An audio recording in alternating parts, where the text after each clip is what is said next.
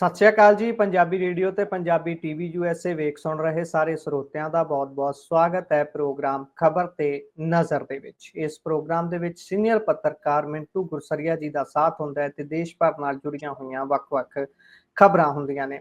ਸੋ ਕਰਦੇ ਹਾਂ ਮਿੰਟੂ ਜੀ ਨੂੰ ਪ੍ਰੋਗਰਾਮ 'ਚ ਸ਼ਾਮਲ ਤੇ ਫਿਰ ਰੁੱਖ ਖਬਰਾਂ ਦਾ ਕਰਾਂਗੇ। ਬਹੁਤ-ਬਹੁਤ ਸਵਾਗਤ ਹੈ ਜੀ। ਸ਼ੁਕਰੀਆ ਸਾਰਿਆਂ ਨੂੰ। ਸਤਿ ਸ੍ਰੀ ਅਕਾਲ ਜੀ। ਸਤਿ ਸ਼੍ਰੀ ਅਕਾਲ ਜੀ।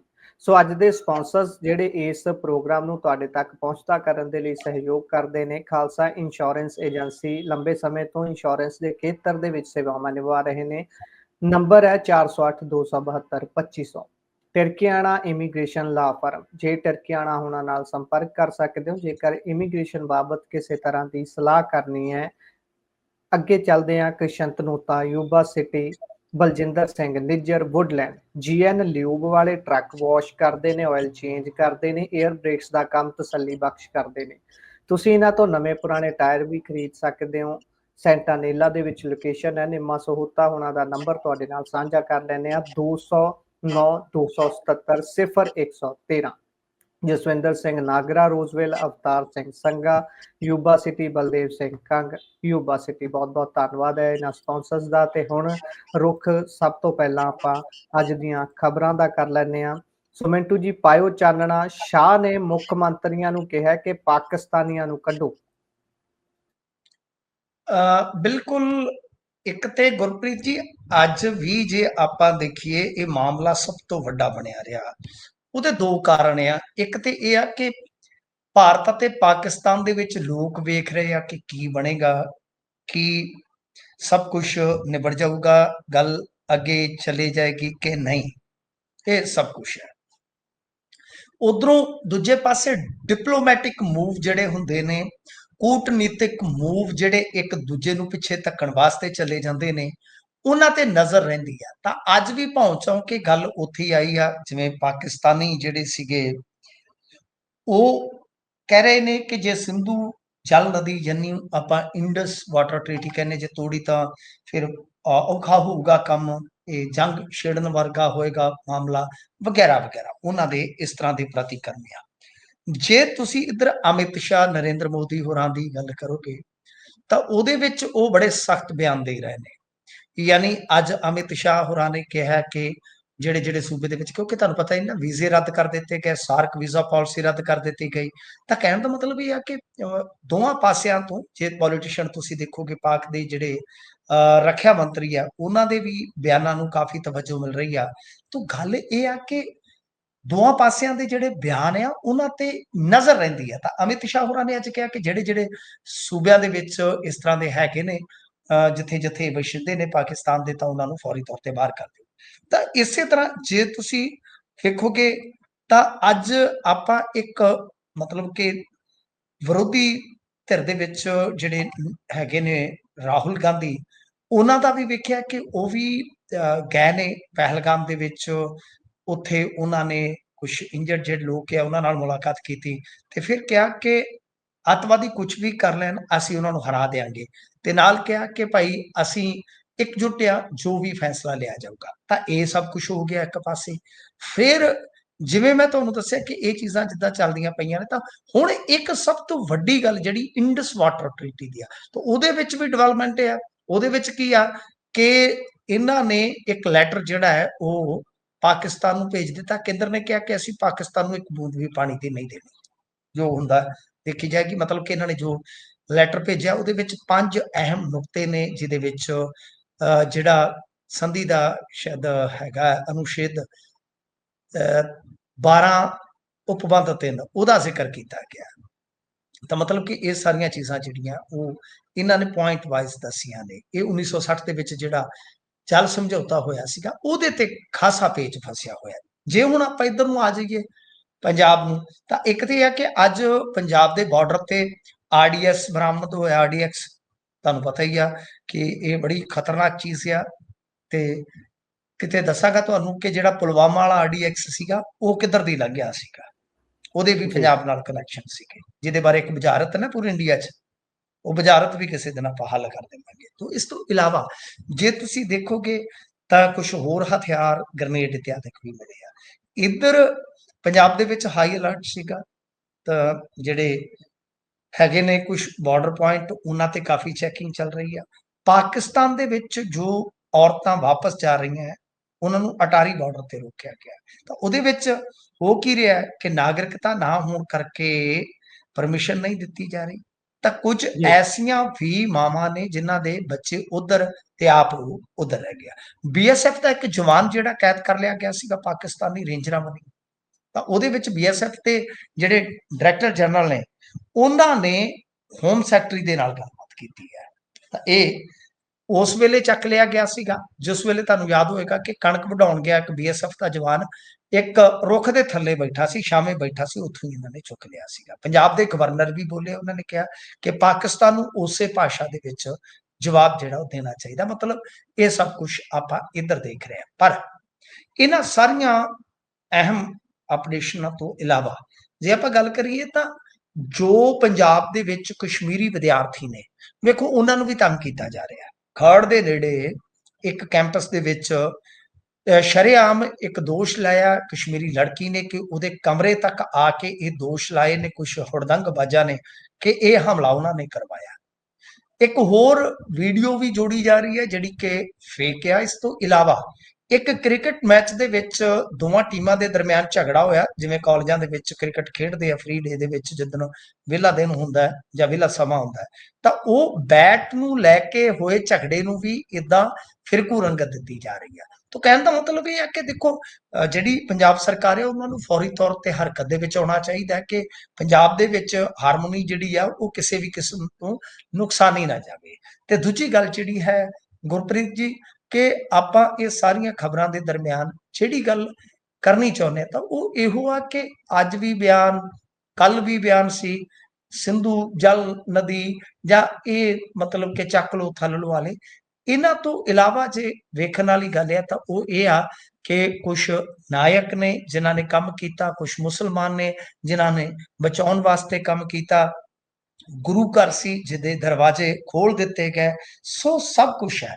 ਪਰ ਇਸ ਦਰਮਿਆਨ ਕੀ ਹੁੰਦਾ ਹੈ ਕਿ ਜਦੋਂ ਪੀੜਤਾਂ ਦੇ ਕੋਲ ਲੀਡਰ ਜਾ ਰਹੇ ਆ, ਚਾਹੇ ਗੁਜਰਾਤ ਦੇ ਵਿੱਚ ਹੋਣ ਚਾਹੇ ਬਿਹਾਰ ਦੇ ਵਿੱਚ, ਤਾਂ ਉਹ ਇਹਨਾਂ ਨੂੰ ਬੜਾ ਠੋਕ ਕੇ ਸ਼ੀਸ਼ਾ ਦਿਖਾ ਰਹੇ। ਜਿਵੇਂ ਗੁਜਰਾਤ ਦੇ ਵਿੱਚ ਇੱਕ ਬੀਬੀ ਨੇ ਤੇ ਕੇਂਦਰੀ ਮੰਤਰੀ ਨੂੰ ਕਿਹਾ ਕਿ ਆਪ ਤੁਸੀਂ ਹੈਲੀਕਾਪਟਰਾਂ ਤੇ ਉੱਡਦੇ ਜੇ, ਉੱਥੇ ਸਿਕਿਉਰਿਟੀ ਕਿੱਥੇ ਸੀਗੀ? ਸਿਕਿਉਰਿਟੀ ਤਾਂ ਹੈ ਹੀ ਨਹੀਂ ਸੀ ਪਹਿਲਗਾਮ 'ਚ।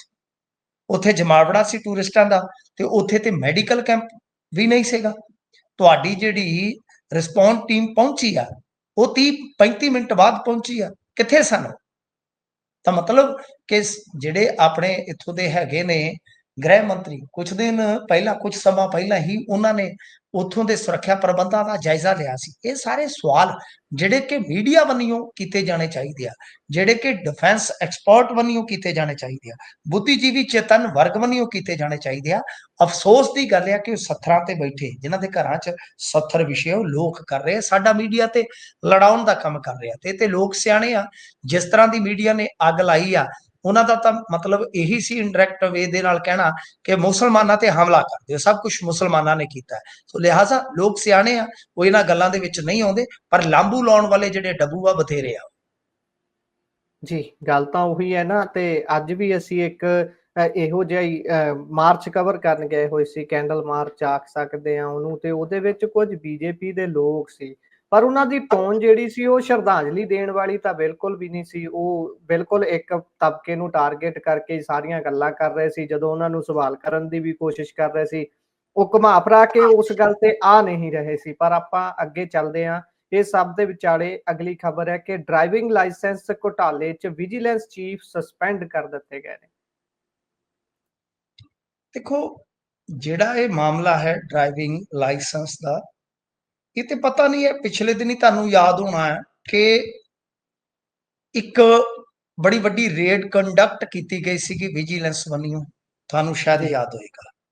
ਉਹਦੇ ਵਿੱਚ ਦਲਾਲੀ ਸਿਸਟਮ ਤੇ ਪਤਾ ਨਹੀਂ ਕੀ ਕੀ ਉਹਦਾ ਇੰਕਸ਼ਾਫ ਹੋਇਆ, ਖੁਲਾਸਾ ਹੋਇਆ। ਉਸ ਤੋਂ ਬਾਅਦ ਬਈ ਗੱਲ ਇਹ ਸੀਗੀ ਕਿ ਖਬਰਾਂ ਦੇ ਵਿੱਚ ਮੈਂ ਪੜ੍ਹਿਆ ਕਿ ਸ਼ਾਇਦ 15 ਕਿ 14 FIR ਜਿਹੜੀਆਂ ਦਰਜ ਹੋ ਗਈਆਂ ਸਨ। ਠੀਕ ਹੈ ਜੀ। ਤਾਂ ਜਦੋਂ ਹੁਣ ਇਹ ਸਭ ਕੁਝ ਚੱਲ ਰਿਹਾ ਸੀਗਾ, ਕੀ ਇਹਦੇ ਵਿੱਚ ਵਿਜੀਲੈਂਸ ਦੀ ਮਿਲੀ ਭਗਤ ਸੀਗੀ? ਪਹਿਲੀ ਗੱਲ ਤੇ ਇਹ, ਜੇ ਮਿਲੀ ਭਗਤ ਸੀਗੀ ਤਾਂ ਗੁਰਪ੍ਰੀਤ ਜੀ ਤੁਸੀਂ ਇੱਥੇ ਗੂਗਲ ਤੇ ਚੈੱਕ ਕਰਿਓ ਕਿ ਪਰਮਾਰ ਸਾਹਿਬ ਨੇ ਉਹਦਾ ਕਿੱਦਣ ਸੰਭਾਲਿਆ ਤੇ ਰੇਡਾਂ ਕਿੱਦਣ ਕੰਡਕਟ ਹੋਈਆਂ ਨੇ ਆਰਟੀਏ ਦਫ਼ਤਰਾਂ ਦੇ ਵਿੱਚ ਟਰਾਂਸਪੋਰਟ ਆਫੀਸਰ। ਮਾੜਾ ਜਿਹਾ ਇਹ ਮੇਰੀ ਹੈਲਪ ਕਰਿਓ ਪਲੀਜ਼, ਤੇ ਤੁਹਾਨੂੰ ਪਤਾ ਲੱਗ ਜਾਏਗਾ। ਬਹੁਤ ਸੌਖਾ ਹੈ ਕਿ ਪਰਮਾਰ ਸਾਹਿਬ ਕਿਸ ਦਿਨ ਵਿਜੀਲੈਂਸ ਚੀਫ ਬਣਦੇ ਆ ਤੇ ਉਸ ਤੋਂ ਬਾਅਦ ਰੇਡਾਂ ਕੰਡਕਟ ਕਿੱਦਾਂ ਹੁੰਦੀਆਂ। ਫਿਰ ਆਪਾਂ ਇਹਨੂੰ ਡੀਕੋਡ ਕਰਨ ਦਾ ਯਤਨ ਕਰਦੇ ਹਾਂ ਤੇ ਮੇਰੇ ਖਿਆਲ ਦੇ ਨਾਲ ਆਪਾਂ ਪਹਿਲਾ ਅਦਾਰਾ ਹੋਵਾਂਗੇ ਜੋ ਇਸ ਖਬਰ ਨੂੰ ਡੀਕੋਡ ਕਰਨ ਦਾ ਯਤਨ ਕਰਾਂਗੇ। ਕਰ ਪਾਉਨੇ ਆ ਕਿ ਨਹੀਂ, ਇਹ ਗੱਲ ਜਿਹੜੀ ਆ ਉਹ ਵੱਖਰੀ ਆ। ਸੋ ਦੇਖਦੇ ਆਪਾਂ ਤਰੀਕਾ ਕੀ ਕਹਿੰਦੀਆਂ। ਤੁਸੀਂ ਤਰੀਕਾ ਲੱਭੋ ਜਦ ਤੱਕ ਮੈਂ ਅਪਡੇਟ ਕਰਦਾ ਜੀ। 26-27 ਮਾਰਚ ਦਾ ਆ ਰਿਹਾ ਹੈ ਇੱਥੇ ਜੀ ਕਿ 26-27 ਮਾਰਚ ਨੂੰ ਉਹਨਾਂ ਨੇ ਵਿਜੀਲੈਂਸ ਦੇ ਚੀਫ ਵਜੋਂ ਸੇਵਾ ਸਾਂਭੀ ਹੈ। ਠੀਕ ਹੈ, ਹੁਣ ਤੁਸੀਂ ਰੇਡਾਂ ਕੰਡਕਟ ਵਾਲਾ ਦੇਖੋ ਕਿ ਟਰਾਂਸਪੋਰਟ ਡਿਪਾਰਟਮੈਂਟ ਚ raids on transport department office by vigilance, ਕੁਛ ਵੀ ਲਿਖ ਲੋਗੇ ਤਾਂ ਆ ਜਾਣਾ ਹੈ। ਇਹ ਹੁਣ ਦੇਖੋ ਤੁਸੀਂ, ਤੁਹਾਨੂੰ ਅੱਜ ਥੋੜੀ ਜਿਹੀ ਜ਼ਿੰਮੇਵਾਰੀ ਸੌਂਪਦਾ, ਜਾ ਚਾਹੂਗੀ ਹੌਲੀ ਹੌਲੀ ਤੁਹਾਨੂੰ ਵੀ ਸਟੀਅਰਿੰਗ ਫੜਾਈਏ ਨਾ ਵਿਸ਼ਲੇਸ਼ਣਾਂ ਦਾ, ਹੌਲੀ ਹੌਲੀ ਤੋਂ ਆਏ ਤੁਸੀਂ ਐਕਸਪਰਟੀ ਹਾਸਲ ਕਰੋਗੇ। ਤਾਂ ਗੱਲ ਇਹ ਆ ਕਿ ਅਗਲੀ ਪੀੜ੍ਹੀ ਨੂੰ ਮਿਸਾਲ ਦੇ ਦੇਣੀ ਚਾਹੀਦੀ ਆ। 7 ਅਪ੍ਰੈਲ ਦਾ ਆ ਰਿਹਾ ਜੀ ਆંકੜਾ, 7-8 ਅਪ੍ਰੈਲ ਯਾਨੀ 10 ਦਿਨ ਦਾ ਵਕਫਾ ਹੈ ਨਾ ਗੁਰਪ੍ਰੀਤ ਜੀ। ਜੀ ਮਤਲਬ ਕਿ 10 ਦਿਨ ਦਾ ਵਕਫਾ, ਤਾਂ ਇਹਦਾ ਅਰਥ ਕੀ ਹੈ ਕਿ 10 ਦਿਨ ਬਾਅਦ ਰੇਡ ਹੁੰਦੀ ਹੈ ਜੀ 10 ਦਿਨ ਬਾਅਦ ਰੇਡ ਹੁੰਦੀ ਹੈ। ਇਹਨਾਂ ਦਾ ਅਹੁਦਾ ਸੰਭਾਲਣ ਤੋਂ ਬਾਅਦ ਸਾਫ਼ ਹੈ ਸਰ, ਸਾਫ਼ ਹੈ ਕਿ 10 ਦਿਨਾਂ 'ਚ ਕੋਈ ਮਿਲੀ ਭਗਤ ਨਹੀਂ ਹੁੰਦੀ।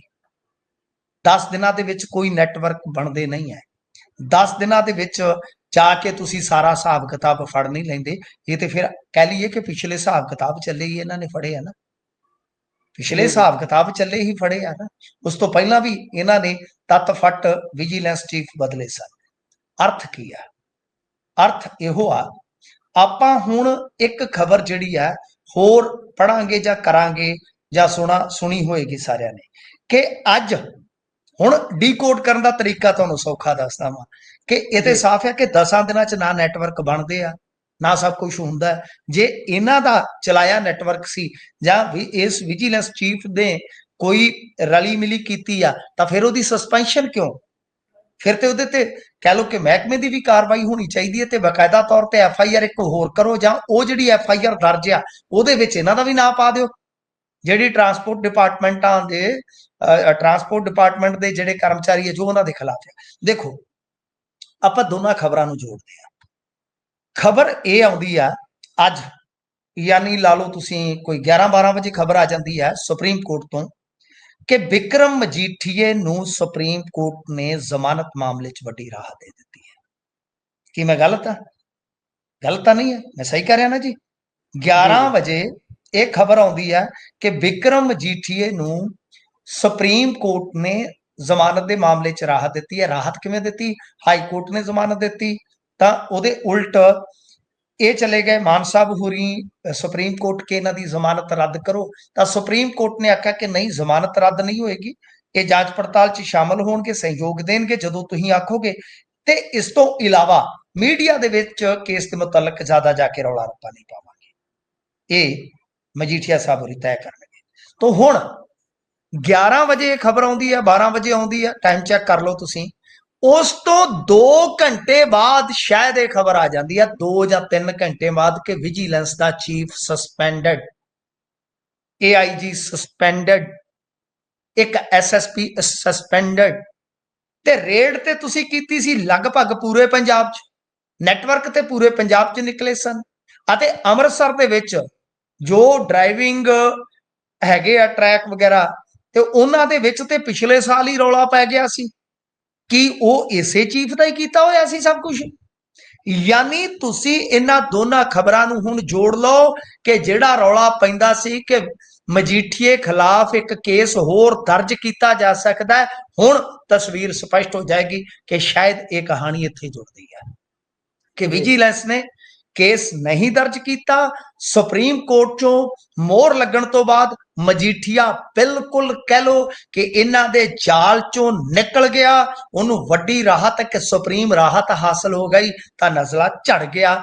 ਮੇਰਾ ਇਹ ਕਹਿਣਾ ਹੈ, ਜੇ ਹੋ ਸਕਦਾ ਕਿ ਮੇਰੀ ਇਹ ਥਿਊਰੀ ਕਹਿ ਲੋ ਜਾਂ ਮੇਰੀ ਇਹ जो मैं ऑब्जरवेशन मेरी है, मेरा नज़रिया गलत हो सकता है, पर मैं जो ਡੀਕੋਡ कर रहा इस चीज़ ਨੂੰ ਉਹ ਇਹੋ ਹੈ ਕਿ ਵਿਜੀਲੈਂਸ ਵਾਲਿਆਂ ਤੇ ਜੇ ਕੋਈ ਗਾਸ ਡਿੱਗੀ ਹੈ ਤਾਂ ਸ਼ਾਇਦ ਇਹੋ ਹੈ ਕਿ ਵਿਕਰਮ ਮਜੀਠੀਆ ਸੁੱਕਾ ਨਿਕਲ ਗਿਆ ਖੂਹ ਚੋਂ, कह लो कि इट सुखी निकल गई है, शायद ਉਹਦਾ ਗੁੱਸਾ ਅੱਜ ਚੜ ਗਿਆ जी अगली गल कर दिंदे आ दिल्ली वाले साहब होना दी जेड़े कि दिल्ली तो खास तौर ते काम नवेड़ के हथ धो के इत्थे पंजाब आ बैठे ने ते इत्थे गल्लां तां इह वी चली जांदियां ने भी किसे नूं कोठी चों कढ बाहर मारिया भी भाई चलो तुसीं किते होर देखो ते इत्थे साहब हुणी रहणगे।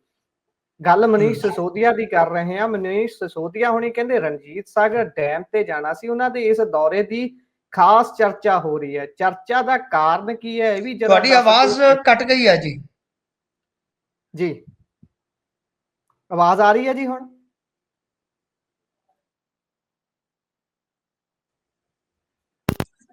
जी सुन पा रहे हो जी? Hello hello hello hello hello hello hello सुन पा रहे हो जी?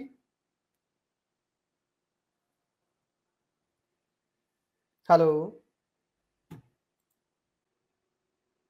सो गल मनीष सिसोदिया होना दी आपां कर रहे सी कि उन्हां दे रणजीत सागर डैम वाल कीते जाण वाले दौरे दी खास चर्चा है।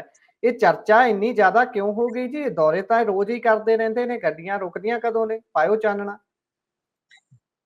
पहली गल है कि मनीष सिसोदिया ने कि रहीस सिसोदिया ने, जी ਇਹਨਾਂ ਦੀ ਕਿਸਮਤ ਦੇ ਵਿੱਚ ਰਹੀਸੀ ਐਸੀ ਲਿਖੀ ਆ ਕਿ ਦਿੱਲੀ ਚੋਂ ਜਦੋਂ ਇਹ ਬੇਰੁਜ਼ਗਾਰ ਹੋਏ, ਬੇਰੰਗ ਹੋ ਗਏ, ਤੇ ਇਹਨਾਂ ਨੂੰ ਪੰਜਾਬ ਦੇ ਵਿੱਚ ਕੁੰਜੀ ਮਿਲ ਗਈ, ਚਾਬੀ ਮਿਲ ਗਈ ਸਾਰੀਆਂ ਸਹੂਲਤਾਂ ਦੀ, ਇਨਚਾਰਜ ਲਾਤਾ। ਤੁਹਾਨੂੰ ਪਤਾ ਹੀ ਆ ਹੁਣ ਇੱਥੇ ਚੱਲਦੀ ਹੈ ਲੋ ਇਹਨਾਂ ਦਿਨਾਂ ਦੇ ਵਿੱਚ, ਠੀਕ ਹੈ ਜੀ। ਹਾਲੇ ਤੇ ਸਾਡੇ ਪਿੰਡਾਂ ਨਹੀਂ ਨਹੀਂ ਆਏ, ਇਹਨਾਂ ਦੇ ਤਾਂ ਕੰਨਾਂ ਥਾਣੀ ਧੂੰ ਨਿਕਲ ਜਾਵੇ ਜਦੋਂ ਇਹਦੇ ਟਿੱਬਿਆਂ ਨਹੀਂ ਹਵਾ ਆਉਂਦੀ ਆ। ਤੇ ਇੱਥੇ ਕਿਤੇ ਤੁਰਦਿਆਂ ਫਿਰਦਿਆਂ ਇਹਨਾਂ ਨੂੰ ਲੋ ਲੱਗੀ ਹੈ, ਕੋਈ ਬੁੱਲਾ ਵੱਜ ਗਿਆ ਤੇ ਇਹਨਾਂ ਆਖਿਆ ਵੀ ਮੈਂ ਤੇ ਜਾਣਾ ਠੰਡੀ ਥਾਂ ਤੇ, ਠੰਡੇ ਠੰਡੇ ਜਿੱਥੇ ਬੁੱਲੇ ਆਉਂਦੇ ਹੋਣ। ਤੇ ਮਾਨ ਸਾਹਿਬ ਨੇ ਆਖਿਆ ਤੁਸੀਂ ਬੁੱਲੇ ਲੁੱਟੋ, ਮੈਂ ਤੁਹਾਡਾ ਬੈਠਾ ਜੂ ਹਾਂ ਬਿਠਾਇਆ ਇੱਥੇ, ਮੈਂ ਦਾਸ ਕਾਹਦੇ ਵਾਸਤੇ। ਤੇ ਗੱਲ ਇਹ ਹੈ ਕਿ ਉਸ ਤੋਂ ਬਾਅਦ ਸਿਸੋਦੀਆ ਹੋਰਾਂ ਦਾ 3 ਦਿਨ ਦਾ ਵਿਜ਼ਿਟ ਆ ਸਰ। 3 ਦਿਨ ਵਾਸਤੇ ਮੈਡੀਕਲ ਟੀਮ ਪ੍ਰੋਟੋਕਾਲ ਦੇ ਮੁਤਾਬਕ ਸਮੇਤ ਐਂਬੂਲੈਂਸ, ਵਿਸ਼ੇਸ਼ ਐਂਬੂਲੈਂਸ ਉਹ ਉੱਥੇ ਲਾ ਦਿੱਤੀ ਗਈ ਆ। ਦੇਖੋ ਮੈਂ ਮੁੱਖ ਮੰਤਰੀ ਜਿਹੜੇ ਪ੍ਰਕਾਸ਼ ਸਿੰਘ ਬਾਦਲ ਸੀ ਉਹਨਾਂ ਦੇ ਦਰਜਨਾ ਪ੍ਰੋਗਰਾਮ ਕਵਰ ਕੀਤੇ ਆ, ਦਰਜਨਾ। ਐਸਾ ਪ੍ਰੋਟੋਕਾਲ ਚੀਫ ਮਿਨਿਸਟਰ ਦਾ ਹੀ ਹੁੰਦਾ ਜਿਹਦੇ ਵਿੱਚ ਐਂਬੂਲੈਂਸ, ਫਾਇਰ ਬ੍ਰਿਗੇਡ ਵਗੈਰਾ ਜਾਂ ਇੱਕ ਪੱਕੀ ਮੈਡੀਕਲ ਟੀਮ ਜਿਹੜੀ ਨਾਲ ਤੁਰਦੀ ਆ। ਜਿਸ ਬੰਦੇ ਦਾ ਕੋਈ ਮਰਾਤਬਾ ਨਹੀਂ, ਕੋਈ ਅਹੁਦਾ ਨਹੀਂ, ਪੰਜਾਬ ਦੇ ਨਾਲ ਲੈਣਾ ਦੇਣਾ ਨਹੀਂ, ਸਿਵਾਏ ਇੱਕ ਪਾਰਟੀ ਦੀਆਂ ਗਤੀਵਿਧੀਆਂ ਤੋਂ, ਉਸ ਵਿਅਕਤੀ ਵਾਸਤੇ ਜੇ ਵਿਸ਼ੇਸ਼ ਮੈਡੀਕਲ ਟੀਮ ਸਮੇਤ ਐਂਬੂਲੈਂਸ ਤੇ 3 ਦਿਨ ਹਾਜ਼ਰੀ ਉਹਦੀ ਯਕੀਨੀ ਬਣਾਈ ਜਾਂਦੀ ਹੈ, ਯਕੀਨਨ ਉਹ ਆਦਮੀ ਮਾਮੂਲੀ ਨਹੀਂ, ਆਮ ਨਹੀਂ ਹੈ ਜੀ। ਪਰ ਮੇਰੀ ਇੱਕ ਹੋਰ ਮੰਗ ਹੈ, ਮੈਂ ਸਰਕਾਰ ਦੇ ਪਾਸੋਂ ਇੱਕ ਪੁਰਜ਼ੋਰ ਮੰਗ ਕਰਦਾ, ਮੇਰੀ ਮੰਗ ਤੇ ਇਹਨਾਂ ਨੂੰ ਜ਼ਰੂਰ ਗੌਰ ਕਰਨਾ ਚਾਹੀਦਾ। ਦੇਖੋ ਰਣਜੀਤ ਸਾਗਰ ਡੈਮ ਦੀ ਹੱਟ ਤੇ ਇਹਨਾਂ ਨੇ ਰਹਿਣਾ ਆ, ਉੱਚੀਆਂ ਨੀਵੀਆਂ ਥਾਵਾਂ ਨੇ, ਘੁੰਮਣਾ ਫਿਰਨਾ ਹੈ, ਇਹਨਾਂ ਦੀਆਂ ਲੱਤਾਂ 'ਚ ਖੱਲੀਆਂ ਪੈਣਗੀਆਂ, ਕੜਿੱਲ ਪੈਣਗੇ। ਉਹਦੇ ਵਾਸਤੇ ਚੰਗੇ ਚੋਬਰ ਜਿਹੜੇ ਇਹਨਾਂ ਦੇ ਵਿਧਾਇਕ ਨੇ ਜਾਂ ਕੈਬਨਿਟ ਦੇ ਵਿੱਚ ਕੋਈ ਮਿਨਿਸਟਰ ਹੈਗਾ ਯੰਗ ਚੰਗਾ ਡੋਲਿਆ, ਜਿਹਦੇ ਡੋਲਿਆਂ 'ਚ ਜਾਣ, ਤਾਂ ਉਹ ਮਾਲਿਸ਼ ਦੇ ਤੌਰ ਤੇ ਮਾਲਸ਼ੀਏ ਬਣ ਕੇ ਉਹ ਵੀ ਭੇਜੇ ਜਾਣ ਨਾਲ। ਮਤਲਬ ਕਿ ਸ਼ਾਮ ਨੂੰ ਜਦੋਂ ਦਿਨ ਛੁਪ ਜਾਵੇ, ਦਿਨ ਦੇ ਛਪਾ ਵੇਲੇ ਮਾਲਿਸ਼ ਵੀ ਹੋਣੀ ਚਾਹੀਦੀ ਹੈ ਸਿਸੋਦੀਆ ਸਾਹਿਬ ਦੀ, ਤੇ ਮਾਲਿਸ਼ੀਆ ਕੋਈ ਹੋਰ ਨਾ ਹੋਵੇ, ਉਹ ਸਰਕਾਰ ਦਾ ਖਾਸਮ ਖਾਸ ਹੋਵੇ, ਕਿਉਂਕਿ ਇਨਕਲਾਬ ਨਾਲ ਜਦ ਇਨਕਲਾਬ ਟਕਰਾਏਗਾ ਤੇ ਜ਼ਰੂਰ ਮਜ਼ਾ ਆਏਗਾ ਸਾਹਿਬ। ਸੋ ਇਸ ਕਰਕੇ ਮੇਰੀ ਤੇ ਪੁਰਜ਼ੋਰ ਮੰਗ ਆ ਕਿ ਜਦੋਂ ਮੈਡੀਕਲ ਟੀਮ ਆ ਉਹ ਬਿਮਾਰ ਸ਼ੁਮਾਰ ਆ, ਤੇ ਤੁਹਾਨੂੰ ਪਤਾ ਬਿਮਾਰ ਸ਼ੁਮਾਰ ਵਿਅਕਤੀ ਵਾਸਤੇ ਤੇ ਸਭ ਇੱਕ ਮਾਲਸ਼ੀਆ ਹੋਣਾ ਜ਼ਰੂਰੀ। ਮਾਲਸ਼ੀਆ ਤੋਂ ਇਲਾਵਾ ਜੇ ਕੋਈ ਕੰਨਾਂ ਚੋਂ ਮੈਲ ਕੱਢਣ ਵਾਲਾ ਵੀ ਕੋਈ ਇੱਕ ਜਣਾ ਨਾਲ ਭੇਜਿਆ ਜਾਵੇ ਬਹੁਤ ਬਿਹਤਰ ਹੋਏਗਾ ਸਾਹਿਬ। ਉਹ ਡੱਕੇ ਜੇ ਫੜਾ ਕੇ ਉਹਨੂੰ ਵੀ ਭੇਜ ਦਿਓ ਨਾਲ। ਤਾਂ ਗੱਲ ਇਹ ਆ ਕਿ ਕੋਈ ਕਸਰ ਰਹਿਣੀ ਨਹੀਂ ਚਾਹੀਦੀ ਸਾਹਿਬ। ਮੈਂ ਤਾਂ ਕਹਿੰਦਾ ਕਿ ਨਹਾਉਣ ਧੋਣ ਦਾ ਵੀ ਕੰਮ ਹੈ ਜਿਹੜਾ, ਉਹ ਵੀ ਕੁਝ ਵਿਸ਼ੇਸ਼ ਇੱਕ ਦਸਤਾ ਉਹਦਾ ਤਿਆਰ ਕੀਤਾ ਜਾਵੇ ਕਿ ਅਸੀਂ ਕੋਈ ਤਕਲੀਫ ਥੋੜੀ ਆਉਣ ਦੇਣੀ ਹੈ ਕਿਸੇ ਨੂੰ। ਤਾਂ ਮਤਲਬ ਇਹ ਬਦਲਾਅ ਹੈ ਸਾਹਿਬ, ਤੁਸੀਂ ਦੇਖ ਰਹੇ ਹੋਵੋਗੇ ਕੀ ਬਣ ਰਿਹਾ, ਕੀ ਸਾਡੇ ਨਾਲ ਚੱਲਦਾ ਪਿਆ। ਖੈਰ ਗੱਲ ਇਹ ਆ ਕਿ ਬਾਈ ਕੀ ਕਰ ਸਕਦੇ ਆ, ਕੁਛ ਨਹੀਂ ਕਰ ਸਕਦੇ। ਜਦੋਂ ਆਂਦੇ ਹੁੰਦੇ ਆ ਜਿਹਨੇ ਲਾ ਲਈ ਲੋਈ ਤੇ ਉਹਦਾ ਕੀ ਕਰੇਗਾ ਕੋਈ, ਕਿਸੇ ਇੱਕ ਮੌਕੇ ਤੇ ਥੋੜੀ ਆ। ਆਰਸੀ ਤੋਂ ਲੈ ਕੇ ਵੈਭਵ ਤੱਕ, ਆਦਿਲ ਤੱਕ, ਸਿਸੋਦੀਆ ਤੱਕ, ਨਵਲ ਤੱਕ ਕਿੰਨੇ ਮੈਂ ਨਾਂ ਗਿਣਾ ਦਿਆਂ ਤੁਹਾਨੂੰ ਸਰ, ਜਿਨ੍ਹਾਂ ਕੁਝ ਇਹ ਪਰਦੇ ਤੋਂ ਬਾਹਰ ਨੇ, ਕੁਝ ਪਰਦੇ ਦੇ ਅੰਦਰ ਨੇ ਸਰ, ਸਾਰੇ ਨਜ਼ਾਰੇ ਲੈ ਰਹੇ ਨੇ। ਅੱਜ ਇੱਕ ਕਾਰੋਬਾਰੀ ਦੇ ਨਾਲ ਮੈਂ ਬੈਠਾ ਸਾਂ ਸਾਹਿਬ, ਮੈਂ ਨਾਂ ਨਹੀਂ ਲੈਂਦਾ, ਚਲੋ ਕਾਰੋਬਾਰ ਦਾ ਨਾਂ ਵੀ ਨਹੀਂ ਲੈਂਦਾ, ਨਹੀਂ ਤੇ ਲੱਭ ਲੈਂਦੇ ਆ ਕਿ ਕਿਹੜਾ ਬੰਦਾ ਕਿਹੜੇ ਬੰਦੇ ਦੇ ਇਨ ਟੱਚ ਆ, ਫਿਰ ਮੁੜ ਕੇ ਉਹਦੀ ਮੰਜੀ ਠੋਕ ਦੇਣਗੇ, ਆਪਣਾ ਤਾਂ ਜੋ ਚੱਲੀ ਜਾਂਦਾ ਕਈ ਕੁਹਾੜਾ ਸੋ ਚੱਲੀ ਜਾਣਾ। ਤਾਂ ਗੱਲ ਇਹ ਆ ਕਿ ਉਹ ਬੰਦੇ ਨੇ ਜੋ ਗੱਲ ਦੱਸੀ ਮੈਨੂੰ, ਇੱਕ ਉਹਨਾਂ ਦਾ ਕਾਰੋਬਾਰ ਵਿਸ਼ੇਸ਼ ਹੈ ਜਿਹਦੇ ਵਿੱਚੋਂ ਬਹੁਤ ਪੈਸਾ ਕਮਾਉਂਦੀ ਹੈ ਸਰਕਾਰ। ਉਹਨੇ ਆਖਿਆ ਸਾਹਿਬ ਮੋਨੋਪਲੀ ਇੱਕ ਤਰ੍ਹਾਂ ਨਾਲ ਹਾਸਲ ਕਰ ਲਈ, ਦਿੱਲੀ ਮਾਡਲ ਕਾਹਦਾ ਆਇਆ, ਤੇ ਵੱਡਾ ਪੈਸਾ ਨਿਕਾਸੀ ਦੇ ਰੂਪ ਦੇ ਵਿੱਚ ਬਾਹਰ ਜਾ ਰਿਹਾ ਪੰਜਾਬੋਂ। ਮਤਲਬ ਕਾਰੋਬਾਰੀ ਜਿਹੜੇ ਉਹ ਪੰਜਾਬੀ ਆ, ਹੱਡ ਉਹ ਤੋੜ ਰਹੇ, ਇਨਵੈਸਟਮੈਂਟ ਉਹਦੀ ਆ, ਇੱਕ ਮੋਟਾ ਮੁਨਾਫਾ ਜਿਹੜਾ ਹੈ ਉਹ ਪੰਜਾਬ ਤੋਂ ਬਾਹਰ ਨਿਕਾਸੀ ਦੇ ਰੂਪ ਚ ਹੋ ਰਿਹਾ। ਤੇ ਮੈਂ ਕਿਹਾ ਨਹੀਂ, ਇਹ ਤੁਸੀਂ ਗਲਤ ਕਹਿੰਦੇ ਆ, ਪੰਜਾਬ ਤੋਂ ਬਾਹਰ ਨਿਕਾਸੀ ਠੀਕ ਹੈ ਹੁੰਦੀ ਹੋਏਗੀ, ਹੱਥਾਂ ਦਾ ਫਰਕ ਹੋਏਗਾ ਸਾਹਿਬ। ਸਾਡੇ ਪੰਜਾਬੀ ਏਡੇ ਬੀਬੇ ਆ ਕੁਛ ਕਿ ਉਹ ਇਹਨਾਂ ਨੂੰ ਆਪਣੀਆਂ ਮਤਲਬ ਕਿ ਪਛਾਣਾ ਦੇ ਕੇ ਇੱਥੇ ਹੀ ਜਾਇਦਾਦਾਂ ਦਿਵਾਉਣਗੇ। ਇੱਕ ਦਿਨ ਇੰਕਸ਼ਾਫ ਨਾ ਹੋਵੇ, ਖੁਲਾਸਾ ਨਾ ਹੋਵੇ, ਤੇ ਜੋ ਮਰਜ਼ੀ ਮੈਨੂੰ ਕਹਿ ਦਿਓ, ਖੜ ਦੇ ਨੇੜੇ ਜਦੋਂ ਵੀ ਕਿਤੇ ਦਸਤਾਵੇਜ਼ ਫੋਲੇ ਗਏ, ਮੁਹਾਲੀ ਦੇ ਨੇੜੇ ਜਦੋਂ ਵੀ ਦਸਤਾਵੇਜ਼ ਫੋਲੇ ਗਏ ਇਸ ਐਰੇ ਦੇ, ਇਸ ਦੌਰ ਦੇ, ਤਾਂ ਤੁਹਾਨੂੰ ਸਭ ਚਾਨਣ ਹੋ ਜਾਣਗੇ ਜੀ। ਉਧਰ ਵਸਨੀਕ ਤਾਂ ਬਣ ਹੀ ਗਏ ਨੇ, ਸ਼ਾਇਦ ਰਾਘਵ ਚੱਡਾ ਹੁਣੀ ਪੰਜਾਬ ਤੋਂ ਵੋਟ ਕਾਸਟ ਕੀਤੀ ਸੀ ਆਪਣੀ। ਨਹੀਂ, ਮੇਰੇ ਖਿਆਲ ਦੇ ਨਾਲ ਨਹੀਂ, ਵੋਟ ਤਾਂ ਨਹੀਂ ਉਹਨਾਂ ਦੀ ਇੱਥੇ ਜੀ ਪੰਜਾਬ 'ਚ, ਸ਼ਾਇਦ, ਮੈਨੂੰ ਪੱਕਾ ਨਹੀਂ ਪਤਾ, ਬਾਕੀ ਕਨਫਰਮ ਕਰ ਲੈਣਾ ਤੁਸੀਂ, ਹੋ ਸਕਦਾ ਦੇਖਿਆ ਗਿਆ ਸੀ ਉਹਨਾਂ ਨੂੰ। ਜੀ ਜੀ, ਇਹ ਚਲੋ ਇਹ ਵੀ ਇੱਕ ਕਾਰਡ ਕਰਾਂਗੇ, ਇਸ ਤੇ ਲੱਭਦੇ ਆ। ਤੇ ਅੱਗੇ ਲਈ ਖਬਰ ਜਿਹੜੀ ਮਜੀਠੀਆ ਹੋਣਾ ਨਾਲ ਸੰਬੰਧਿਤ ਹੈ, ਤੇ ਡਰੱਗ ਮਾਮਲੇ ਦੇ ਵਿੱਚ ਪੰਜਾਬ ਸਰਕਾਰ ਕੁਝ ਹੋਰ ਮੰਗਦੀ ਸੀ ਤੇ ਸੁਪਰੀਮ ਕੋਰਟ ਦਾ ਫੈਸਲਾ ਕੁਝ ਹੋ ਰਿਹਾ ਹੈ ਜੀ, ਪਾਇਓ ਚਾਨਣਾ। ਹਾਂਜੀ, ਮੈਂ ਵੈਸੇ ਇਸ ਖਬਰ ਤੇ ਆਪਾਂ ਨੂੰ ਕੋਈ ਜ਼ਿਆਦਾ ਕਰਨ ਦੀ ਹੁਣ ਜ਼ਰੂਰਤ ਨਹੀਂ, ਆਪਾਂ ਉਸੇ ਖਬਰ ਦੇ ਨਾਲ ਜੋੜ ਕੇ ਇਸ ਖਬਰ ਨੂੰ ਕਰ ਦਿੱਤਾ ਸੀਗਾ ਕਿ ਪੰਜਾਬ ਗਵਰਨਮੈਂਟ ਜ਼ਮਾਨਤ ਰੱਦ ਕਰਵਾਉਣ ਗਈ ਸੀ, ਵਿਕਰਮ ਮਜੀਠੀਆ ਜਿਹੜੇ ਆ ਉਹਨਾਂ ਨੂੰ ਰਾਹਤ ਮਿਲ ਗਈ ਆ। ਪਰ ਇੱਕ ਇਹਦੇ 'ਚ ਵੱਡਾ ਸਵਾਲ ਆ ਕਿ ਹਾਈ ਕੋਰਟ ਦੀ ਦਿੱਤੀ ਜ਼ਮਾਨਤ ਮਜੀਠੀਏ ਦੀ ਜਿਹੜੀ ਸੀ ਉਸਨੂੰ ਚੈਲੰਜ ਕੀਤਾ ਗਿਆ ਸੀ ਸੁਪਰੀਮ ਕੋਰਟ 'ਚ, ਤੇ ਕੀ ਇਹ ਜਿਹੜਾ ਸਿੰਗਲਾ ਇਹਨਾਂ ਨੇ ਫੜਿਆ ਸੀਗਾ ਵਿਧਾਇਕ, ਉਹਦੀ ਜ਼ਮਾਨਤ ਨੂੰ ਕਦੇ ਚੈਲੰਜ ਕਰ ਸਕੇ? ਜਿਹੜਾ ਇਹਨਾਂ ਦੇ ਰਤਨ ਫੜਿਆ ਸੀ, ਰਤਨ ਨੂੰ ਵੀ ਜ਼ਮਾਨਤ ਮਿਲੀ ਆ, ਕੀ ਉਸਨੂੰ ਚੈਲੰਜ ਕੀਤਾ ਇਹਨਾਂ ਨੇ? ਤਾਂ ਫਿਰ ਮਜੀਠੀਏ ਦੀ ਜ਼ਮਾਨਤ ਨੂੰ ਹੀ ਕਿਉਂ ਚੈਲੰਜ ਕੀਤਾ ਜਾ ਰਿਹਾ? 36 ਬੰਦੇ ਇਸ ਤਰ੍ਹਾਂ ਦੇ ਜਿਹੜੇ ਲੈ ਗਏ। ਤੁਸੀਂ ਹੋਰ ਛੱਡੋ, ਭਾਰਤ ਭੂਸ਼ਣ ਆਸ਼ੂ ਦਾ ਮੁਕੱਦਮਾ ਡਿੱਗ ਪਿਆ, FIR ਰੱਦ ਹੋ ਗਈ, ਕੀ ਉਸਨੂੰ ਚੈਲੰਜ ਕੀਤਾ ਇਹਨਾਂ ਨੇ ਹੁਣ ਤੱਕ? ਸ਼ਿਆਮ ਸੁੰਦਰ ਅਰੋੜਾ ਦੀ FIR ਰੱਦ ਹੋ ਗਈ, ਕੀ ਉਸਨੂੰ ਚੈਲੰਜ ਕੀਤਾ ਆ? ਤਾਂ ਮਜੀਠੀਆ ਹੀ ਕਿਉਂ? ਸਾਫ਼ ਜ਼ਾਹਰ ਆ ਕਿ ਮਜੀਠੀਏ ਦੇ ਨਾਲ ਇਲੂ ਕੁਛ ਜ਼ਿਆਦਾ ਹੈ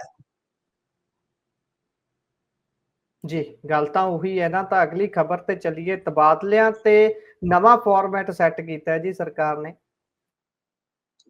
ਦੇਖੋ, ਤਬਾਦਲੇ ਵੀ ਇਹਨਾਂ ਦੀ ਹੁਣ ਇੱਕ ਖਾਸ ਰਣਨੀਤੀ ਦਾ ਹਿੱਸਾ ਹੈ ਕਿ ਅਫਸਰਸ਼ਾਹੀ ਨੂੰ ਚੁਸਤ ਦਰੁਸਤ ਕੀਤਾ ਜਾਵੇ।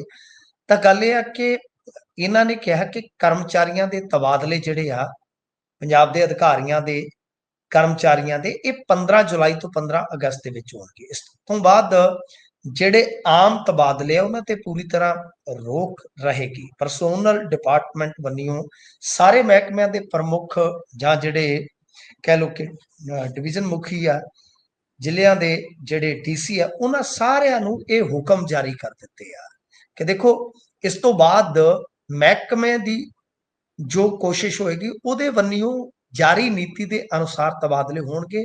ਹਾਂ, ਸਰਕਾਰ ਆਪਣੀ ਸੁਵਿਧਾ ਦੇ ਅਨੁਸਾਰ ਕਦੇ ਵੀ IPS ਅਤੇ IAS ਅਧਿਕਾਰੀਆਂ ਦਾ ਤਬਾਦਲਾ ਕਰ ਸਕਦੀ ਹੈ। ਤੇ ਵੈਸੇ ਤੇ ਜੇ ਤੁਸੀਂ ਦੇਖੋਗੇ ਤਾਂ ਇੱਕ ਤੈਅ ਸਮੇਂ ਦੇ ਵਿੱਚ ਕਰਮਚਾਰੀਆਂ ਤੇ ਅਧਿਕਾਰੀਆਂ ਦੇ ਤਬਾਦਲਾ ਕਰਨ ਦੇ ਪਿੱਛੇ ਸਰਕਾਰ ਦੀ ਕੋਸ਼ਿਸ਼ ਇਹ ਹੁੰਦੀ ਹੈ ਕਿ ਮਹਿਕਮਿਆਂ ਦਾ ਕੰਮ ਪ੍ਰਭਾਵਿਤ ਨਾ ਹੋਵੇ, ਨਾਲ ਹੀ ਸਰਕਾਰ ਨੂੰ ਕੰਮ ਕਰਨ ਦੇ ਵਿੱਚ ਕੋਈ ਅੜਚਨ ਨਾ ਆਵੇ। ਤਬਾਦਲੇ ਜਿਹੜੇ ਆ ਉਹ ਤੁਹਾਨੂੰ ਪਤਾ ਹੀ ਆ ਕਿ 3 ਤਰ੍ਹਾਂ ਦੇ ਹੁੰਦੇ ਆ। 2-3 ਸਾਲ ਦਾ ਜੇ ਕੋਈ ਕਾਰਜਕਾਲ, ਉਸ ਤੋਂ ਬਾਅਦ ਰੂਟੀਨ ਟ੍ਰਾਂਸਫਰ ਕਰ ਦਿੱਤਾ ਜਾਂਦਾ ਹੈ, ਜਾਂ ਕੋਈ ਅਰਜ਼ੀ ਦਿੰਦਾ ਹੈ ਤਦ, ਜਾਂ ਕੋਈ ਮਤਲਬ ਕਿ ਵਿਅਕਤੀਗਤ ਕਾਰਨ, ਚਾਹੇ ਕੋਈ ਸਿਹਤ ਨਾਲ ਜੁੜਿਆ, ਪਰਿਵਾਰਕ ਜੁੜਿਆ ਨਾਲ, ਤਾਂ ਮਤਲਬ ਕਿ ਇਸ ਤਰ੍ਹਾਂ ਇਹ ਸਭ ਕੁਝ ਚੱਲਦਾ ਹੈ। ਤਾਂ ਖੈਰ ਗੱਲ ਇਹ ਹੈ ਕਿ ਤਬਾਦਲਿਆਂ ਤੇ ਤੁਹਾਨੂੰ ਪਤਾ ਹੀ ਆ ਬਹੁਤ ਜ਼ੋਰ ਲੱਗਦਾ। ਜਿਹੜੇ ਲੋੜਵੰਦ ਹੁੰਦੇ ਆ, ਜਿਨ੍ਹਾਂ ਨੂੰ ਜ਼ਰੂਰਤ ਹੁੰਦੀ ਹੈ, ਜੇ ਉਹਨਾਂ ਦੇ ਕੋਲ ਸਿਫਾਰਿਸ਼ ਨਹੀਂ, ਪੈਸਾ ਨਹੀਂ, ਤੇ ਉਹ ਫਸ ਜਾਂਦੇ ਆ। ਤੇ ਜਿਹੜੇ ਕਹਿ ਲਓ ਕਿ ਬਈ ਚਹੇਤੇ ਹੁੰਦੇ ਉਹ ਤਾਂ ਡੈਪੂਟੇਸ਼ਨ ਤੇ ਜਾ ਕੇ ਆਪਦੇ ਜਵਾਕ ਚੰਡੀਗੜ੍ਹ ਵੀ ਪੜ੍ਹਾ ਲੈਂਦੇ। ਮੈਨੂੰ ਯਾਦ ਹੈ ਬਾਦਲ ਸਾਹਿਬ ਦੇ ਨਾਲ ਇੱਕ ਮੈਡੀਕਲ ਟੀਮ ਇਸੇ ਤਰ੍ਹਾਂ ਸਸੋਦੀਆ ਵਾਂਗੂ ਲੱਗੀ ਸੀਗੀ ਕਪੂਰਥਲਾ ਜੀ ਹਾਊਸ ਦਿੱਲੀ ਦੇ ਵਿੱਚ, ਤੇ ਜੀ ਬਾਦਲ ਸਾਹਿਬ ਤਾਂ ਦਿੱਲੀ ਜਾਂਦੇ ਹੀ ਬੜੇ ਘੱਟ ਸੀ, ਕਿਤੇ ਜੀ ਸਾਲ 'ਚ ਕੋਈ 2-4 ਦਿਨ, ਤੇ ਉਹ ਕਈ ਸਾਲ ਡਾਕਟਰ 3-4 ਜਿਹੜੇ ਸੀ ਉੱਥੇ ਬੈਠੇ ਰਹੇ, ਕਿਉਂਕਿ ਉਹ ਦਿੱਲੀ ਦੇ ਹੀ ਸਨ ਜ਼ਿਆਦਾ, ਉਹਨਾਂ ਦੇ ਪਰਿਵਾਰ ਉੱਥੇ ਰਹਿੰਦੇ ਸਨ। ਸੋ ਇਹ ਜੁਗਾੜ ਹੁੰਦੇ ਆ ਜੀ, ਜਿਹੜੇ ਕਰਨ ਵਾਲੇ ਆ ਉਹ ਜੁਗਾੜੀ ਇਸ ਤਰ੍ਹਾਂ ਦਾ ਜੁਗਾੜ ਕਰ ਜਾਂਦੇ ਆ। ਪਰ ਇਹਨਾਂ ਨੇ ਨੀਤੀ, ਜਿਵੇਂ ਮੈਂ ਤੁਹਾਨੂੰ ਦੱਸਿਆ, ਕਿ ਇਸੇ ਕਰਕੇ ਬਣਾਈ ਆ ਕਿ ਅਫਸਰਸ਼ਾਹੀ ਦੇ ਵਿੱਚ ਇਹ ਜਿਹੜੀਆਂ ਤਬਾਦਲੇ ਦੀਆਂ ਕਹਾਣੀਆਂ ਨੇ ਬਈ ਇਹਨਾਂ ਨੂੰ ਥੋੜੇ ਠੱਲ ਪਾਈ ਜਾ ਸਕੇ। ਬਾਕੀ ਦੇਖਦੇ ਆ ਕੀ ਬਣਦਾ, ਪਰ ਇਹ ਸਾਫ਼ ਆ ਕਿ ਤਬਾਦਲਿਆਂ ਦੇ ਵਿੱਚ ਪੋਲਿਟਿਕਸ ਜਿਹੜੀ ਆ ਬਹੁਤ ਹੱਦ ਤੱਕ ਹਾਵੀ ਰਹਿੰਦੀ ਆ। ਉਹਦੇ ਵਿੱਚ ਨਜ਼ਰਾਨੇ ਜਿਹੜੇ ਆ ਆਮ ਤੌਰ ਤੇ ਲੈ ਜਾਂਦੇ ਆ, ਦਿੱਤੇ ਜਾਂਦੇ ਆ, ਸਿਫਾਰਸ਼ਾਂ ਹੁੰਦੀਆਂ ਨੇ, ਪਰ ਕਈ ਵਾਰ ਜਿਹੜੇ ਲੋੜਵੰਦ ਹੁੰਦੇ ਆ ਉਹਨਾਂ ਨੂੰ ਬਹੁਤ ਖੱਜਲ ਖੁਆਰਤਾ ਝੱਲਣੀ ਪੈਂਦੀ ਹੈ ਜੀ। ਜੀ ਸੋ ਉਧਰ ਇੱਕ ਕਿਸਾਨ ਯੂਨੀਅਨ ਦੇ ਜ਼ਿਲ੍ਹਾ ਪੱਧਰੀ ਆਗੂ ਦੇ ਨਾਲ ਬੜੀ ਮਾੜੀ ਹੋਈ ਹੈ, ਬਹੁਤ ਜ਼ਿਆਦਾ ਉਹਨਾਂ ਤੇ ਹਮਲਾ ਤਗੜਾ ਹੋਇਆ ਹੈ, ਲੱਤਾਂ ਬਾਹਾਂ ਦੀ ਤੱਕ ਟੁੱਟਣ ਦੀ ਖਬਰ ਆ ਰਹੀ ਸੀ ਜੀ। ਇਹ ਕਿੱਥੋਂ ਦੀ ਘਟਨਾ ਹੈ ਤੇ ਕਿਹੜੇ ਮਾਮਲੇ 'ਚ ਇਹੋ ਜਿਹਾ ਕਾਤਲਾਨਾ ਹਮਲਾ ਕੀਤਾ ਗਿਆ ਉਹਨਾਂ ਤੇ? ਜੀ ਦੇਖੋ, ਇਹ ਲਹਿਰਾ ਗਾਗਾ ਦਾ ਮਾਮਲਾ ਹੈ, ਜਿੱਥੇ ਕਿਰਤੀ ਕਿਸਾਨ ਯੂਨੀਅਨ ਦੇ ਜ਼ਿਲ੍ਹਾ ਪ੍ਰਧਾਨ ਜਰਨੈਲ ਸਿੰਘ ਜਹਾਂਗੀਰ ਤੇ ਜਾਂ ਜਿਹੜੇ ਦਰਸ਼ਨ ਸਿੰਘ ਕੁਨਰਾ ਜਾਂ ਇਹ ਹੋਰ ਲੀਡਰ ਨੇ, ਇਹਨਾਂ ਨੇ ਇੱਕ ਪ੍ਰੈਸ ਬਿਆਨ ਜਾਰੀ ਕੀਤਾ, ਜਿਹਦੇ ਵਿੱਚ ਇਹਨਾਂ ਨੇ ਕਿਹਾ ਕਿ ਖਾਈ ਪਿੰਡ ਆ ਕੋਈ, ਇੱਥੇ ਇੱਕ ਗਰੀਬ ਪਰਿਵਾਰ ਦੀ ਜ਼ਮੀਨ ਜਿਹੜੀ ਆ ਕਥਿਤ ਤੌਰ ਤੇ ਕੈਬਨਿਟ ਮੰਤਰੀ ਜਿਹੜੇ ਆ ਵਰਿੰਦਰ ਗੋਇਲ, ਇਹਨਾਂ ਦੀ ਸ਼ਹਿ ਤੇ ਇੱਕ ਸਰਗਰਮ ਭੂ ਮਾਫੀਆ ਜਿਹੜਾ ਧੱਕੇ ਨਾਲ ਦਬਣਾ ਚਾਹੁੰਦਾ ਸੀਗਾ। ਤਾਂ ਕੱਲ ਇੱਥੇ ਇੱਕ ਇਕੱਠ ਹੋਇਆ ਸੀਗਾ, ਜਿਹਦੇ ਵਿੱਚ ਸਾਰੇ ਪਿੰਡ ਨੇ, ਕਿਰਤੀ ਕਿਸਾਨ ਯੂਨੀਅਨ ਨੇ ਗਰੀਬ ਪਰਿਵਾਰ ਦੇ ਹੱਕ 'ਚ ਸਟੈਂਡ ਲੈਂਦਿਆਂ ਉਕਤ ਭੂ ਮਾਫੀਆ ਗਰੋਹ ਨੂੰ ਕਬਜ਼ਾ ਕਰਨ ਤੋਂ ਵਰਜਿਆ ਸੀਗਾ। ਇਸੇ ਮਾਮਲੇ ਦੀ ਪੈਰਵਾਈ ਕਿਰਤੀ ਕਿਸਾਨ ਯੂਨੀਅਨ ਦੇ ਯੂਥ ਵਿੰਗ ਦੇ ਜ਼ਿਲ੍ਹਾ ਕਨਵੀਨਰ ਨਿਰਭੈ ਸਿੰਘ ਖਾਈ ਕਰ ਰਹੇ ਸੀਗੇ। ਤਾਂ ਜਦੋਂ ਇਹਨਾਂ ਨੇ ਦੇਖਿਆ ਭੂ ਮਾਫੀਆ ਵਾਲਿਆਂ ਨੇ ਕਿ ਸਾਡੇ ਮਨਸੂਬਿਆਂ ਦੇ ਵਿੱਚ ਅੜਚਣ ਬਣ ਰਿਹਾ ਨਿਰਭੈ ਸਿੰਘ, ਤੇ ਫਿਰ ਜਦੋਂ ਉਹ ਸਰਕਾਰੀ ਡਿਊਟੀ ਕਰਨ ਆਪਣੇ ਸਕੂਲ ਜਾ ਰਹੇ ਸੀਗੇ ਅਧਿਆਪਕ ਦੇ ਤੌਰ ਤੇ, ਤਾਂ ਅੱਗੋਂ ਫੇਟ ਮਾਰ ਕੇ ਗੱਡੀ ਰੋਕ ਲਈ ਜਾਂਦੀ ਹੈ ਤੇ ਫਿਰ ਬੁਰੀ ਤਰ੍ਹਾਂ ਕੁੱਟਿਆ ਜਾਂਦਾ ਲੋਹੇ ਦੀਆਂ ਰਾੜਾਂ ਦੇ ਨਾਲ। ਦੋਹੇ ਲੱਤਾਂ ਤੇ ਇੱਕ ਬਾਹ ਤੋੜ ਦਿੱਤੀ ਗਈ ਹੈ ਤੇ ਗੱਡੀ ਵੀ ਬੁਰੀ ਤਰ੍ਹਾਂ ਭੰਨ ਕੇ ਚੂਰ ਕਰ ਦਿੱਤੀ ਗਈ ਆ।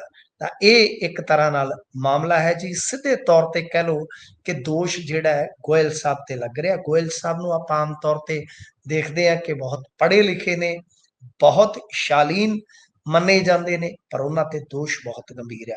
ਫਿਲਹਾਲ ਕੋਈ ਵੀ ਉਧਰੋਂ ਪੱਖ ਨਹੀਂ ਆਇਆ, ਪਰ ਗੁਰਪ੍ਰੀਤ ਜੀ, ਇੱਕ ਅਧਿਆਪਕ ਨੂੰ, ਇੱਕ ਆਗੂ ਨੂੰ ਸ਼ਰੇਆਮ ਘੇਰ ਕੇ ਉਹਦੀਆਂ ਲੱਤਾਂ ਬਾਹਾਂ ਚੂਰ ਕਰ ਦੇਣੀਆਂ, ਇਹ ਕਿਤੇ ਨਾ ਕਿਤੇ ਲਾਅ ਐਂਡ ਆਰਡਰ ਦੇ ਨਾਲ ਤੇ ਜੁੜਿਆ ਹੀ ਆ। ਪਰ ਜਿਵੇਂ ਆਪਾਂ ਦੱਸ ਰਹੇ ਪਿੰਡ ਦਾ ਮਸਲਾ, ਪਿੰਡ ਦੇ ਮਸਲੇ ਦੇ ਵਿੱਚ ਆਪਾਂ ਨੂੰ ਪਤਾ ਹੁੰਦਾ ਕਿ ਕਿਹੜੀ ਧਿਰ ਦੇ ਨਾਲ ਕੌਣ ਖਲੋਤਾ ਹੈ। ਜਿਹੜੇ ਦੋਸ਼ ਲੱਗ ਰਹੇ, ਦੋਸ਼ ਹੋਰ ਵੀ ਗੰਭੀਰ ਤੇ ਖਤਰਨਾਕ ਆ। ਤਾਂ ਸਰਕਾਰ ਨੂੰ ਇਹਦੇ ਤੇ ਜਵਾਬ ਦੇਣਾ ਚਾਹੀਦਾ, ਗੋਇਲ ਸਾਹਿਬ ਨੂੰ ਇਹਦੇ ਤੇ ਜਵਾਬ ਦੇਣਾ ਚਾਹੀਦਾ ਕਿ ਜੇਕਰ ਅਜਿਹਾ ਹੈ ਤਾਂ ਫਿਰ ਕਿਉਂ ਹੈ। ਪਰ ਇਹਦੇ ਨਾਲ ਤੁਹਾਨੂੰ ਪਤਾ ਹੀ ਆ ਕਿ ਟਕਰਾਅ ਅੱਗੇ ਚੱਲ ਰਿਹਾ ਇਹਨਾਂ ਦੇ ਵਿਧਾਇਕਾਂ ਦਾ, ਤੇ ਪਿੰਡਾਂ 'ਚ ਵੜਨਾ ਤੁਹਾਨੂੰ ਪਤਾ ਔਖਾ ਹੋਇਆ ਪਿਆ। ਇਹੋ ਜਿਹੀਆਂ ਘਟਨਾਵਾਂ ਨਾਲ ਤੇ ਬਿਲਕੁਲ ਹੀ ਕਹਿ ਲਓ ਕਿ ਬੰਦ ਪਿਆ ਦਰਵਾਜ਼ਾ ਜੋ ਫਾਟਕ ਕੋਟਕਪੂਰੇ ਦਾ, ਉਹੋ ਜਿਹੇ ਹਾਲਾਤ ਹੋ ਜਾਣੇ ਇਹਨਾਂ ਦੇ।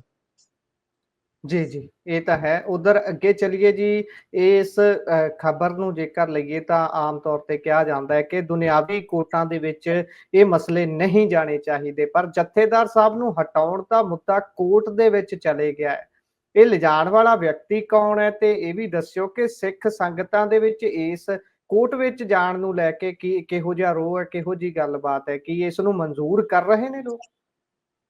ਤੇ ਦੇਖੋ, ਇਹਦੀ ਤੇ ਕਿਤੇ ਮੈਨੂੰ ਜ਼ਿਆਦਾ ਚਰਚਾ ਜਿਹੜੀ ਉਹ ਮਿਲੀ ਨਹੀਂ ਹੈ ਸਭ ਦੇਖਣ ਨੂੰ।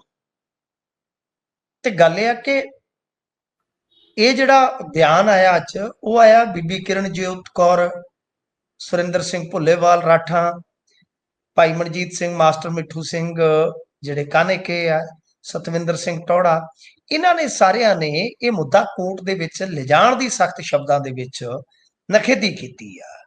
ਤਾਂ ਮਤਲਬ ਇਹ ਕਹਿੰਦੇ ਆ ਕਿ ਚੁਣੀ ਹੋਈ ਸੰਸਥਾ ਹੈ ਜਿਹੜੀ ਮਤਲਬ ਕਿ ਅਕਾਲ ਤਖਤ ਸਾਹਿਬ ਦੇ ਪ੍ਰਬੰਧ ਲਈ ਜਿਹੜੀ ਕੌਮ ਦੀ ਚੁਣੀ ਹੋਈ ਸੰਸਥਾ ਹੈ, ਤਾਂ ਪਰ ਬਦਕਿਸਮਤੀ ਹੈ ਕਿ ਕਮੇਟੀ ਤੇ ਪ੍ਰਬੰਧਕ ਇਸ ਪੰਥਕ ਜ਼ਿੰਮੇਵਾਰੀ ਨੂੰ ਨਿਭਾਉਣ ਦੇ ਬਜਾਏ ਵਿਅਕਤੀ ਵਿਸ਼ੇਸ਼ ਦੇ ਇਸ਼ਾਰਿਆਂ ਤੇ ਪੰਥਕ ਸੰਸਥਾਵਾਂ ਤੇ ਉਹਨਾਂ ਦੀ ਮਰਿਆਦਾ ਦਾ ਘਾਣ ਕਰ ਰਹੇ ਹਨ। ਤਾਂ ਇਹ ਦੇਖੋ, ਹੁਣ ਜੇ ਆਪਾਂ ਵੇਖੀਏ ਕਿ ਕਿਸੇ ਗੁਰੂ ਪਿਆਰੇ ਬਣੀ ਕੋਈ ਗੁਰਸਿੱਖ ਹੀ ਹੋਏਗਾ ਜਿਹੜੇ ਜਾ ਕੇ ਕੋਰਟ ਦੇ ਵਿੱਚ ਇਹ ਮੁੱਦਾ ਖੜਿਆ। ਤੇ ਇਸ ਤੋਂ ਪਹਿਲਾਂ ਤੁਹਾਨੂੰ ਪਤਾ ਹੈ ਕਿ ਇਹਦੀ ਚਰਚਾ ਆਪਾਂ ਇਹੋ ਜਿਹੇ ਪੰਥਕ ਮਾਮਲਿਆਂ ਦੀ ਚਰਚਾ ਵਿਧਾਨ ਸਭਾ 'ਚ ਵੀ ਵੇਖੀ ਸੀਗੀ। ਤੇ ਕਮਾਲ ਦੀ ਗੱਲ ਆ ਕਿ ਕੋਈ ਜੇ ਇਸ ਤਰ੍ਹਾਂ ਦੀ ਉੱਥੇ ਪਟੀਸ਼ਨ ਲੈ ਕੇ ਗਿਆ ਹੈ ਤਾਂ ਅਕਾਲੀ ਦਲ ਬਾਦਲ ਜਾਂ ਹੋਰ ਜਿਹੜੇ ਅਕਾਲੀ ਦਲ ਆ ਉਹਨਾਂ ਨੇ ਇਹਦੀ ਆਲੋਚਨਾ ਕਿਉਂ ਨਹੀਂ ਕੀਤੀ? ਤਾਂ ਮੈਂ ਆਪ ਮੰਨਦਾ, ਬਿਲਕੁਲ ਮੈਂ ਤੁਹਾਡੇ ਵਾਂਗੂ ਸਹਿਮਤ ਆ ਕਿ ਇਹ ਸਭ ਕੁਝ ਕਿਵੇਂ ਹੋ ਗਿਆ ਜੀ। ਪਟੀਸ਼ਨ ਕਰਤਾ ਦੇਖੋ, ਹੁਣ ਪੂਰਾ ਮੈਨੂੰ ਨਾਮ ਤੇ ਨਹੀਂ ਯਾਦ, ਪਰਸੋਂ ਸ਼ਾਇਦ ਖਬਰਾਂ ਲੱਗੀਆਂ ਸਨ ਕਿ ਇੱਕ ਪਟੀਸ਼ਨ ਜਿਹੜੀ ਆ ਉਹ ਜਥੇਦਾਰਾਂ ਦੀ ਨਿਯੁਕਤੀ ਨੂੰ ਲੈ ਕੇ ਪਈ। ਹਾਲਾਂਕਿ ਮੈਨੂੰ ਲੱਗਦਾ ਕਿ ਡਿਸਮਿਸਲ ਹੋ ਜਾਏਗਾ, ਉਸ ਪਟੀਸ਼ਨ ਦਾ ਡਿਸਮਿਸਲ ਹੋ ਜਾਏਗਾ। ਪਰ ਜੇ ਮੰਨ ਲਓ ਕੋਰਟ ਨੇ 1% ਵੀ ਆਪਾਂ ਉਮੀਦ ਰੱਖੀਏ ਜਾਂ ਗੁੰਜਾਇਸ਼ ਰੱਖੀਏ ਕਿ ਜੇ ਕੋਈ ਫੈਸਲਾ, ਜੇ ਕੋਈ ਆਰਡਰ ਪਾਸ ਕਰ ਦਿੱਤਾ ਤਾਂ ਤਦ ਕੀ ਬਣੇਗਾ? ਤੇ ਕੌਣ ਲੋਕ ਨੇ, ਕਿੱਦਾਂ, ਕੀ ਸਭ ਕੁਝ ਚੱਲ ਰਿਹਾ, ਸਮਝ ਤੋਂ ਬਾਹਰ ਆ। ਤਾਂ ਮੇਰੇ ਖਿਆਲ ਦੇ ਨਾਲ ਇਹਦੇ ਵਿੱਚ ਤੇ ਕੋਈ ਧੜੇਬੰਦੀ ਨਹੀਂ ਹੋਣੀ ਚਾਹੀਦੀ। ਰਲ ਮਿਲ ਕੇ ਬੈਠ ਕੇ ਇਹ ਵਿਚਾਰ ਕਰਨ ਦੀ ਜ਼ਰੂਰਤ ਹੈ ਕਿ ਕਿਵੇਂ, ਕਿਸ ਸਾਜ਼ਿਸ਼ ਦੇ ਤਹਿਤ ਤੁਹਾਡੀਆਂ ਸੰਸਥਾਵਾਂ ਨੂੰ ਘੜੀਸ ਕੇ ਹੁਣ ਕੋਰਟ ਦੇ ਵਿੱਚ ਲਿਜਾ ਰਹੇ ਨੇ। ਇਹ ਤਾਂ ਬਿਲਕੁਲ ਬੇਹੱਦ, ਮੈਂ ਕਹੂੰਗਾ ਕਿ ਸੈਂਸਿਟਿਵ ਮਾਮਲਾ ਹੈ। ਤੇ ਇਹਦੇ ਵਿੱਚ ਸਾਰੇ ਜਿਹੜੇ ਸਿੱਖ ਚਿੰਤਕ ਨੇ, ਸਿੱਖ ਬੁੱਧੀਜੀਵੀ ਨੇ, ਉਹਨਾਂ ਨੂੰ ਦੀਰਘ ਵਿਚਾਰਾਂ ਕਰਨੀਆਂ ਚਾਹੀਦੀਆਂ ਨੇ ਇਸ ਬਾਬਤ। ਜੀ, ਵਿਚਾਰਤਾ ਜ਼ਰੂਰ ਹੋਣੀ ਚਾਹੀਦੀ ਹੈ। ਪ੍ਰੋਗਰਾਮ ਦਾ ਸਮਾਂ ਇੱਥੇ ਸਮਾਪਤ ਹੁੰਦਾ ਹੈ। ਸੋ ਮਿੰਟੂ ਜੀ, ਤੁਸੀਂ ਜੁੜੇ ਜਾਣਕਾਰੀਆਂ ਸਾਂਝੀਆਂ ਕੀਤੀਆਂ, ਬਹੁਤ ਬਹੁਤ ਧੰਨਵਾਦ ਜੀ। ਸਤਿ ਸ਼੍ਰੀ ਅਕਾਲ। ਸਤਿ ਸ੍ਰੀ ਅਕਾਲ। ਸੋ ਇਹ ਸਨ ਸਾਡੇ ਨਾਲ ਮਿੰਟੂ ਗੁਰਸਰੀਆ ਜੀ, ਜਿਨ੍ਹਾਂ ਨੇ ਖਬਰਾਂ ਦੇ ਉੱਪਰ ਚਾਨਣਾ ਪਾਇਆ। ਕਿਵੇਂ ਦਾ ਲੱਗਿਆ ਤੁਹਾਨੂੰ ਪ੍ਰੋਗਰਾਮ? ਤੁਸੀਂ ਆਪਣੇ ਵਿਚਾਰ ਰਾਏ, ਟਿੱਪਣੀਆਂ ਸਾਡੇ ਨਾਲ ਸਾਂਝਾ ਕਰ ਸਕਦੇ ਹੋ। ਜੁੜੇ ਰਹੋ Punjabi radio, Punjabi TV USA ਦੇ ਨਾਲ, ਕਿਉਂਕਿ ਪ੍ਰੋਗਰਾਮਾਂ ਦੀ ਲਗਾਤਾਰਤਾ ਇਸੇ ਤਰ੍ਹਾਂ ਬਰਕਰਾਰ ਰਹੇਗੀ। ਮੈਨੂੰ ਦਿਓ ਇਜਾਜ਼ਤ। ਧੰਨਵਾਦ। ਸਤਿ ਸ਼੍ਰੀ ਅਕਾਲ।